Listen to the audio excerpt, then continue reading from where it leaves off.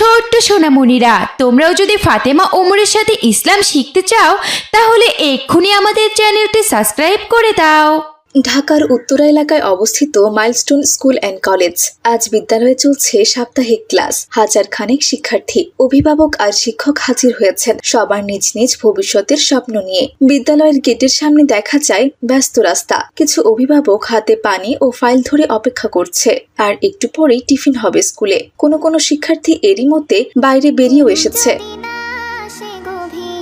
আম্মু, আজকে আমি ক্লাসে সমস্ত পড়া দিয়েছি। শুভ কামনা রইল বাবা।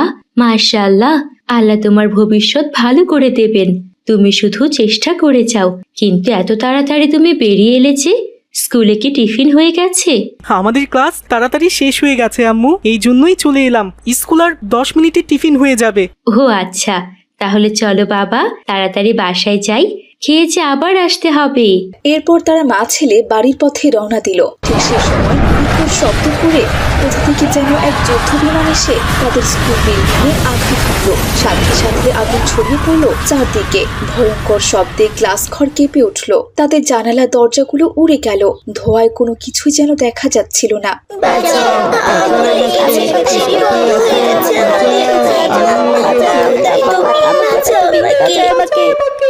মুহূর্তেই আগুন ছড়িয়ে পড়ে পুরো ভবনে। ধোঁয়ায় ঢেকে যায় চারপাশ। শিক্ষার্থী, শিক্ষক, কর্মচারীরা ছোটাছুটি শুরু করে দিয়েছে। অনেকে আটকে পড়েছে ভবনের ভেতরে, কারণ সিঁড়ি তখনও বন্ধ। আর আগুনের তাপে সিঁড়ির কাছে যাওয়াই যাচ্ছে না। কলেজের বাইরে সাধারণ মানুষের ভিড়। রিকশা চালক, ট্রাফিক পুলিশ সবাই দৌড়ে এসেছে সেখানে। মাহরিন নামের এক ম্যাডাম জানালা ভেঙে তার প্রিয় ছাত্রছাত্রীদের বের করতে সাহায্য করছে। তোমরা আমাকে হাত দাও, আমি টেনে দিচ্ছি, সাহস রাখো, কিচ্ছু হবে না তোমাদের।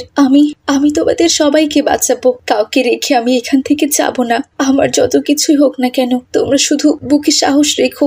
এদিকে এক রিকশা চালক তার নিজের গায়ে আগুন লাগলেও ওই অবস্থাতেই একটা ছাত্রীকে কাঁধে তুলে নিয়ে হাসপাতালের দিকে ছুটে যাচ্ছে। পরিচিত অপরিচিত সবাই মিলে তারা যেন এ সময় জীবন রক্ষায় ঝাঁপিয়ে পড়েছে। ভাই রে, তোমরা সবাই ওই দিকটায় যাও।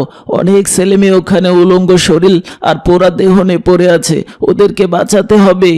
মুহূর্তে স্বেচ্ছাসেবীরা সেখানে এসে উপস্থিত হলো। ফায়ার সার্ভিস চলে এলো, সাথে সেনাবাহিনী, বিজিবি সবাই সেখানে উপস্থিত হলো এবং উদ্ধার কাজ চালাতে শুরু করলো। চারদিকে শুধু লাশের সারি, সবার ছিন্ন বিচ্ছিন্ন দেহ পড়ে আছে। তো ছোট্ট বন্ধুরা, তোমাদের জানতে ইচ্ছে করছে না কিভাবে এই ভয়ঙ্কর আগুনের সূত্রপাত হলো, আর কি করে বা ওই যুদ্ধ বিমানটি এখানে এসে বিধ্বস্ত হলো? এসব বিষয়ে জানতে হলে তাহলে আমাদের একটু পেছনে ফিরে যেতে হবে। চলো তাহলে আমরা এর পেছনের ঘটনা জেনে আসি। উত্তরার বিমান বাহিনী। তৌকির নামের এক পাইলটের বিমান প্রশিক্ষণের জন্য ছিল তার শেষ দিন। আজ হবে তার বিমানের সোলো প্রশিক্ষণ। বিমানের টেকনিশিয়ানরা গ্রিন সিগন্যাল দিলে পাইলট তৌকির এসে বিমানে উঠে পড়ল। সে বিমান রানওয়েতে করে আকাশে নিয়ে গেল। কিন্তু পাইলট তৌকির তখনও জানতো না আজকের দিনটা তার জীবনের শেষ দিন হতে চলেছে। বিমান আকাশে ওড়ার 10 থেকে 12 মিনিট পরে দেখা দিল যান্ত্রিক গোলযোগ। হ্যালো কন্ট্রোল রুম, অ্যালার্ম বাজছে। ইঞ্জিন 2 এর প্রেসার কমছে দ্রুত, তাপমাত্রাও বাড়ছে। ফুয়েল লাইনেও কিছু সমস্যা মনে হচ্ছে। হ্যালো পাইলট, আপনার ডাটা স্পাইক করছে, আমরা কিছুই শুনতে পাচ্ছি না। মনে হচ্ছে বিমান রাডারের বাইরে চলে যাচ্ছে। একবার কন্ট্রোলের বাইরে চলে গেলে আমরা কিচ্ছু করতে পারবো না। তাড়াতাড়ি আপনি এমার্জেন্সি ল্যান্ড করার ব্যবস্থা করুন। এরই মধ্যে ডান দিকের ইঞ্জিন থেকে ধোঁয়া বের হওয়া শুরু হয়েছে। নিচে তাকিয়ে পাইলট দেখলো শুধু বাড়িঘর, স্কুল আর রাস্তা, কোনো খোলা মাঠই নেই। বিমানে তো আগুন ধরে গেছে। চাইলেও তো আমি প্যারাশুটে করে চলে যেতে পারি, কিন্তু নিচে তো স্কুল দেখা যাচ্ছে। বাচ্চাগুলোকে তো বাঁচাতে হবে, তা না হলে বিমান তো সোজা যে স্কুলের উপরে পড়বে। না, আমি বেঁচে থাকবো আর বাচ্চারা মরে যাবে, এটা হয় না। যে করেই হোক বাচ্চাগুলোকে আমার বাঁচাতেই হবে। কিন্তু দুঃখজনক বাস্তবতা, ঢাকার মতো জনবহুল শহরে এমন ফাঁকা জায়গা পাওয়া অনেক কঠিন। আর ঠিক তখনই বিমান তার কন্ট্রোলের বাইরে চলে যায়। বিমান হঠাৎ করে নিচের দিকে ধেয়ে যাচ্ছে। পাইলট অনেক চেষ্টা করেও বিমানকে বাইরের ফাঁকা জায়গায় নামাতে পারল না। শেষে স্কুলের বিল্ডিং এর উপর আছড়ে পড়ল সেই বিমানটি। আর তারপরের ঘটনা তো আপনাদের সবারই জানা। সকালে ছেলেমেয়েরা বিভিন্ন স্বপ্ন আর আনন্দ নিয়ে স্কুলে এসেছিল। তারা এখন ভয়াবহ এক আতঙ্কের মুখোমুখি। বিস্ফোরণে জানালার কাঁচ ছড়িয়ে ছিটিয়ে পড়েছে। একজন অভিভাবক আগুনে পুড়ে গেছেন। রক্তাক্ত পোড়া শরীর নিয়ে কিছু শিক্ষার্থী ধোঁয়ার মধ্যেই হাঁটছে। কেউ চোখ খুলতে পারছে না। দূর থেকে কেউ আর্তনাদ করে বলছে, আম্মু, আম্মু, আমাকে বাঁচাও, আমি যে মরে যাচ্ছি। আমার পুরো শরীরে আগুন জ্বলছে কেন? আমার পুরো শরীরে আগুনে ঝলসে গেছে। সেই স্কুলের মাহারিন ম্যাডামের বাঁচার 100% সম্ভাবনা ছিল। সে চাইলেই বাঁচতে পারত, কিন্তু সে দেখলো একটা রুমে বাচ্চারা গুটিসুটি হয়ে বসে আছে আর বাঁচার জন্য আকুতি করছে। মাহারিন ম্যাডাম ভাঙা জানালা দিয়ে বাচ্চাদের বের করার চেষ্টা করছে। একে একে সে 20টা বাচ্চাকে বের করে ফেলেছে। শুধু একজন আছে, তার নাম মিম। মিমের পা জানালার কাচের ভিতরে আটকে গেছে। মা, একটু সাহস রাখো, নিশ্চয়ই তুমি পারবে। একটু চেষ্টা করো পাটা বের করার। আমি তোমাকে সাহায্য করছি, তোমার কিচ্ছু হবে না মা। দেখি। আমি পারবো না ম্যাডাম, আমার পাটা আটকে গেছে। আপনি চলে যান, আপনি অনেকের জীবন বাঁচিয়েছেন। একজনের জীবন চলে গেলে কিচ্ছু হবে না ম্যাডাম, আপনি এখন চলে যেতে পারবেন। আপনি চলে যান ম্যাডাম। না না, আমি তোমাকে রেখে যেতে পারি না, আমি তোমাকে বাঁচাবো। তুমি চেষ্টা করো মিম, তোমাকে বের হতে হবে, তুমি নিশ্চয়ই বের হতে পারবে, একটু চেষ্টা করো।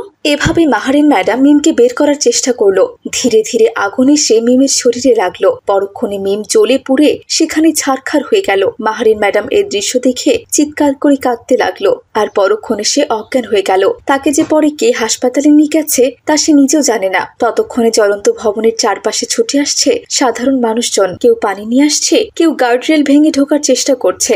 রিকশা চালক আব্দুল কাদের দৌড়ে যাচ্ছেন ভেতরে, শুধুমাত্র বাঁচাতে নিজের মেয়ের বয়সী একটি ছাত্রীকে।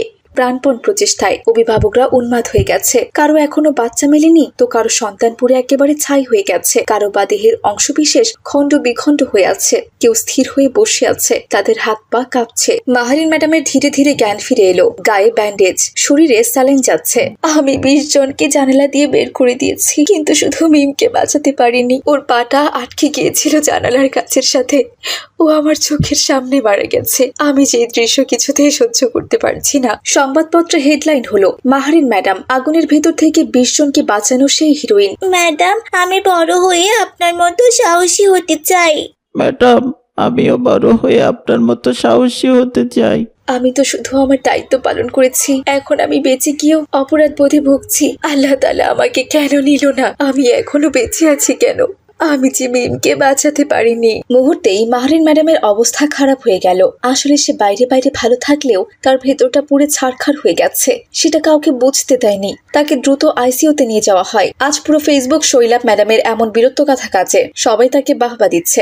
আমাদের দেশের প্রত্যেক স্কুলেই মাহেরিন ম্যাডামের মতো শিক্ষিকা দরকার, যে তার নিজের বাঁচার অপার সম্ভাবনা থাকা সত্ত্বেও নিজের জীবনকে পরোয়া না করে অন্যের জন্য নিজের জীবনকে বিলিয়ে দেয়। আজ উত্তরের আকাশে শুধু ধোঁয়া নয়, ভেসে বেড়াচ্ছে কান্না, আর্তনাদ এবং অসমাপ্ত স্বপ্নের ছাই। এই ঘটনা শুধু একটি ট্র্যাজেডি নয়, এ এক জাতিগত বেদনা, এক ভয়ঙ্কর বাস্তবতা যা আমাদের নিরাপত্তা ব্যবস্থার জবাবদিহি চায়। এই কাহিনী স্মরণ করিয়ে দেয় জীবন কত ভঙ্গুর, কতই না অমূল্য। আসুন আমরা যারা বেঁচে আছি তাদের হয়ে বাঁচি। স্মরণ করি এই শহীদের মতো শিক্ষার্থীদের, যারা আর কোনোদিন কোনো স্কুলের ঘন্টা শুনবে না। তাদের আত্মার মাগফিরাত কামনা করি। তাদের স্বপ্ন যেন আমাদের চেতনায় বেঁচে থাকে প্রতিদিন, প্রতি মুহূর্তে। রসুলপুর মহল্লায় রাশেদ নামের এক ছেলে বাস করত। রাশেদের বাবা দিনমজুর করিম মিয়া অনেক কষ্টে তার ছেলেকে লেখাপড়া করাচ্ছে শহরের ভার্সিটিতে। রাশেদ গ্রামে থাকতে খুবই ভালো এবং মেধাবী একজন ছেলে ছিল, কিন্তু শহরে যাওয়ার পরে খারাপ বন্ধুদের কারণে রাশেদের চরিত্রে পরিবর্তন চলে আসে। সে হয়ে ওঠে বিখ্যাত এক সন্ত্রাসী। তখন তার নাম রাশেদ পাল্টে রেখে দেয় বুলেট মাস্তান। বন্ধু বুলেট, একটা ব্যাড নিউজ আছে। আমাগো ভার্সিটির পাশেই জাফর চৌধুরী নামের এক লোক বিশাল একটা বাড়ি বানাইতেছে, কিন্তু বেডা আমাগো চাঁদা পাঠায় নাই। কি বললি বল্টু? ওর এত বড় কলিজা হয়েছে, আমার এরিয়ার মধ্যে বাড়ি বানাচ্ছে, আর এই বুলেট ভাইকে চাঁদা পাঠায়নি? চল তো দেখি। এরপর রাশেদ তার বন্ধু বল্টুকে মোটরসাইকেলের পেছনে তুলে নিয়ে চলল সে জাফর চৌধুরীর বাড়িতে।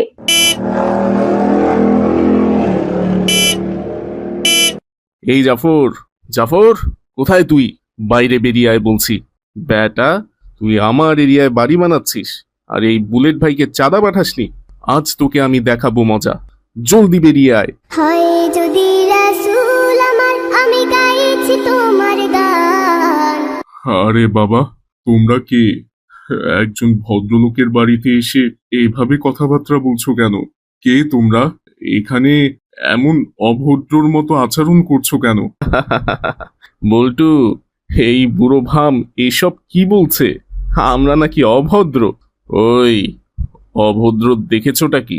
এবার দেখবে আমরা কতটা অভদ্র হতে পারি। এরপর বল্টু গিয়ে পেছন থেকে জাফর চৌধুরীর হাত ধরে ফেললো আর বুলেট একটা ছুরি বের করে জাফর চৌধুরীকে এলোপাথারি কোপাতে লাগলো। আরে আরে, তোমরা আমাকে মারছো কেন? আমি কি অন্যায় করেছি? ছেড়ে দাও, ছেড়ে দাও আমাকে, আমি যে মরে যাব। হায় আল্লাহ, কে কোথায় আছো? বাঁচাও আমাকে। জাফর চৌধুরীর এমন চিৎকারে তার মেয়ে রাদিয়া আর স্ত্রী রেহানা বেরিয়ে আসলো। হায় আল্লাহ, হে তোমরা কি করছো? আমার স্বামীরে মারতেছো কেন? ছেড়ে দাও, ছেড়ে দাও আমার স্বামীরে। আমার স্বামী তোমাদের কি অন্যায় করেছে? কিন্তু রাশেদ তার কোনো কথাই শুনছিল না। এবার সে লাঠি দিয়ে মারতে শুরু করলো। এদিকে রাদিয়া চিৎকার করে বলল, এই এই, তোমরা কারা? তোমরা কি এখন আমার বাবাকে ছেড়ে দিবে নাকি আমি পুলিশ ডাকবো বলো তো? কি বললি তুই? তুই পুলিশ ডাকবি? তুই আমাদের পুলিশের ভয় দেখাচ্ছিস? এই বল্টু, এই বুড়োকে ছাড়, বুড়োর মেয়েটাকে ধর। এরপর বল্টু গিয়ে রাদিয়াকে ধরে ফেললো। আমাকে ছাড়, ছাড় বলছি, ছাড়। তোমাকে তো ছেড়ে দেওয়ার জন্য ধরিনি সোনা। এবার কি করে তোমার বাবার থেকে চাঁদার টাকা আদায় করতে হয় সেটা শুধু তুমি নিজ চোখে দেখতে থাকো। এই বুড়ো ভাম, জলদি তোর বউকে 5 লাখ টাকা আনতে বল, তা না হলে আজকে আমরা দুজন তোর মেয়েকে নিয়ে বাসর করব। সি সি সি, এসব কি কথা বলছো? তোমাদের কথা শুনেও তো আল্লাহর আরশ কেঁপে উঠছে। হায় আল্লাহ, এমন পচা ছেলেদের কে জন্ম দিয়েছে? কোন মা জন্ম দিয়েছে সে এসব নোংরা কথা বলতে পারে? এই, তোর লেকচার থামা মহিলা, যেটা বলছি সেটাই কর। জলদি গিয়ে 5 লাখ টাকা ঘর থেকে নিয়ে আয়, তা না হলে তোর স্বামীকে তো হারাবি, সাথে মেয়েটাকেও হারিয়ে ফেলবি। মান সম্মান তখন কোথায় থাকবে তোর বল? রেহানা, যাও জলদি ঘর থেকে 5 লাখ টাকা নিয়ে এসে ওদেরকে দাও। টাকা ছাড়া ওরা এখান থেকে যাবে না। এরা এরিয়ার কুখ্যাত সন্ত্রাসী। যাও রেহানা, টাকা নিয়ে এসো। এই তো, বুড়োটা ঠিক বুঝে গেছে, কিন্তু দেরিতে। যা যা, তাড়াতাড়ি টাকা নিয়ে আয়।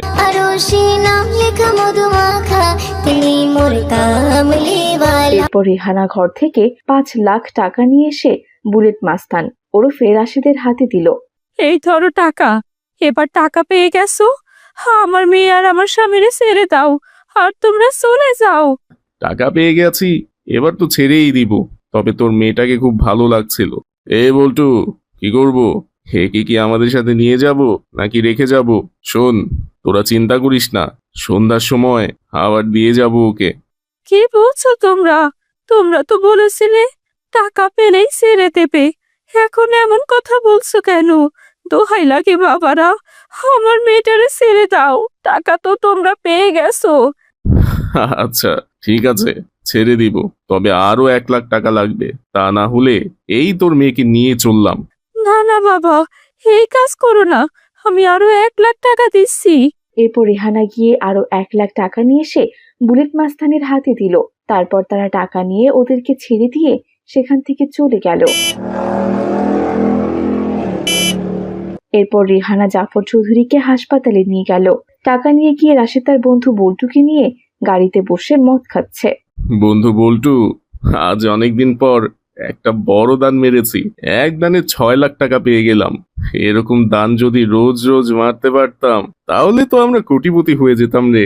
শোন, আমাদের মানুষজনকে আরো বেশি ভয় দেখাতে হবে, তাহলে এরকম দান আমরা রোজ রোজ মারতে পারবো। কি বলিস? হ্যাঁ বন্ধু, আজকের দানটা সত্যি অনেক বড় ছিল। বন্ধু, একবার ওইদিকে তাকিয়ে দেখ, জব্বর একটা মাইয়া আইতাছে। আরে তাই তো দেখছি, মেয়েটা তো দারুণ সুন্দরী। দাঁড়া, একটা গান ধরি। ওই সুন্দরী চলেছে একা পথে, সঙ্গী হলে দোষ কি তাতে, রাগ করো না সুন্দরী গো, রাখলে তোমায় লাগে আরো ভালো। ওরে চুমকি চলেছে একা পথে, সঙ্গী হলে দোষ কি তাতে। এই যে সুন্দরী, একা একা কোথায় যাচ্ছ? আমাদেরকেও একটু সাথে নিয়ে যাও। তোমার রূপের আগুনে তো আমি ফিদা হয়ে গেলাম। তোমার বাবার আমি জামাই হতে চাই। চলো চলো সুন্দরী, কাজী অফিসে গিয়ে বিয়েটা করে ফেলি। আপু, এই শয়তান ছেলেটা এসব কি বলছে? ওকে তো উচিত শিক্ষা দেওয়া উচিত। না বোন ফাতেমা, ওরা বখাটে ছেলে, ওদের সাথে আমরা মেয়ে মানুষ পারবো না। তবে বিষয়টা বাবাকে জানাতে হবে। আপু, এরকম ছেলে যদি আমাদের গ্রামে থাকতো, এতদিনে গ্রামের সবাই ওদেরকে গণধোলাই দিয়ে ওকে পুলিশে দিয়ে দিত। বোন, তুই শহরে বেড়াতে এসেছিস, এই জন্যই শহর সম্পর্কে তোর ধারণা নেই। এরকম বখাটে ছেলে এই শহরে অনেক আছে। বেশিরভাগ ছেলে গ্রাম থেকে শহরে এসে বখাটে হয়ে যাচ্ছে। কি বলো আপু, এটা তো খুবই চিন্তার বিষয়। ওদের বাবা মা এত কষ্ট করে ওদেরকে লেখাপড়ার জন্য শহরে পাঠিয়েছে, আর শহরে এসে ওরা কিনা এসব করে বেড়াচ্ছে। ওরা তো ভয়ঙ্কর পাপ কাজ করছে। আল্লাহ তো এই ভয়ঙ্কর পাপীদের কখনোই জান্নাত দিবে না। কি ব্যাপার সুন্দরীরা, দুইজন কি নিয়ে কথা বলছো? ও বুঝেছি, আমাকে নিয়ে কথা বলছো তাই না? চলো না ডার্লিং, বাড়ি চলো। কিন্তু ফাতেমা আর কামিনী ওদের কোনো কথাই শুনল না। তারা দ্রুত সেখান থেকে চলে গেল। তুমি আসমানে থাকো প্রভু, আমি জমিনে